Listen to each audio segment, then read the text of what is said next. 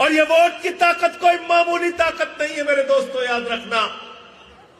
जब बाबा साहब डॉक्टर भीमराव अंबेडकर जी ने देश का संविधान लिखा तो एक लंबी बहस चली, औरतों को वोट का अधिकार मिलना चाहिए कि नहीं मिलना चाहिए, आदमी को वोट का अधिकार मिलना चाहिए कि नहीं मिलना चाहिए, पढ़े लिखों को वोट का अधिकार मिलना चाहिए कि नहीं मिलना चाहिए, अनपढ़ को वोट का अधिकार मिलना चाहिए कि नहीं मिलना चाहिए, दलित को वोट का अधिकार मिलना चाहिए कि नहीं मिलना चाहिए, मुसलमान को वोट का अधिकार मिलना चाहिए कि नहीं मिलना चाहिए, पिछड़े को वोट का अधिकार मिलना चाहिए कि नहीं मिलना चाहिए, आदिवासी को वोट का अधिकार मिलना चाहिए कि नहीं मिलना चाहिए।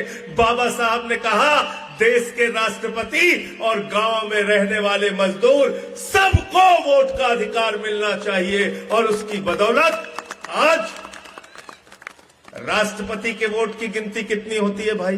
एक। प्रधानमंत्री के वोट की कितनी होती है? सांसद के वोट की गिनती कितनी होती है? एक। मंत्री के वोट की गिनती कितनी होती है? एक। मुख्यमंत्री के वोट की गिनती कितनी होती है? एक। किसान के वोट की गिनती कितनी होती है? एक। मजदूर के वोट की गिनती कितनी होती है? एक। होती है कि नहीं होती है? महिलाओं के वोट की गिनती कितनी होती है? एक ही वोट गिना जाता है, एक ही वोट गिना जाता है। एक वोट के मामले में सब लोग समान हैं, सब लोग बराबर हैं। ये अधिकार किसी और ने नहीं, बाबा साहब डॉक्टर भीमराव अंबेडकर के संविधान की बदौलत हमको मिला। और इसी वोट की खातिर मुख्यमंत्री को भी आपके सामने झुकना पड़ता है, प्रधानमंत्री को भी आपके सामने झुकना पड़ता है, सांसद को भी आपके सामने झुकना पड़ता है, विधायक को भी आपके सामने झुकना पड़ता है।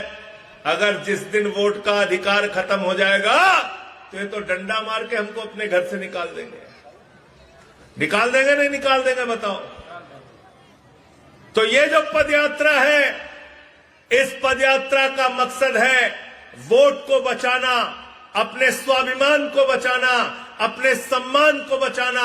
अगर आपका वोट बचेगा तो फिर लोकतंत्र बचेगा, देश का संविधान बचेगा, आपका अधिकार बचेगा।